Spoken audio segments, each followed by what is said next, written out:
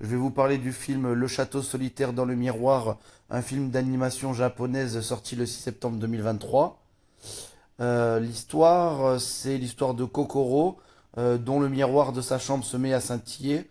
À peine elle l'a effleuré qu'elle se retrouve dans un château digne d'un conte de fées. Elle va se retrouver avec six autres enfants de son âge, et après une aventure va débuter. Alors j'ai trouvé que c'était un très beau film d'animation japonaise qui traitait notamment de thématiques très sérieuses et notamment du harcèlement scolaire avec beaucoup de justesse. Il traite aussi des thèmes encore plus noirs que je ne dévoilerai pas dans la critique, mais c'est un manga assez mature. C'est un film assez poétique, très émouvant et on s'attache vraiment au personnage et le scénario est vraiment très très très intéressant.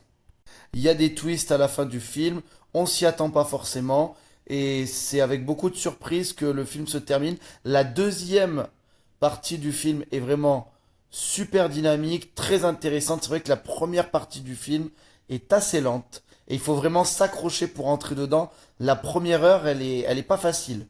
C'est lent, le scénario met pas mal de temps à s'installer, donc cette première heure, elle est vraiment, elle peut être longue. Et c'est un point assez négatif quand même. Autre point négatif, je trouvais qu'au niveau visuel, c'était quand même beaucoup moins beau que d'autres films d'animation japonaise que j'avais pu voir. Par exemple, les films du studio Ghibli, c'est un ton en dessous. Ça bouge moins bien, il y a moins de détails. Mais bon, c'est pas un problème en soi, ça reste quand même très correct. Donc du coup, pour finir, bah, je me suis quand même pas mal régalé, même si voilà, faut s'accrocher pour entrer dedans. Et la première heure est un peu longue, mais sinon c'était quand même un super film qui traitait quand même de thématiques vraiment intéressantes. Et c'est pour ces raisons que je mettrai la note de 7 sur 10 au film.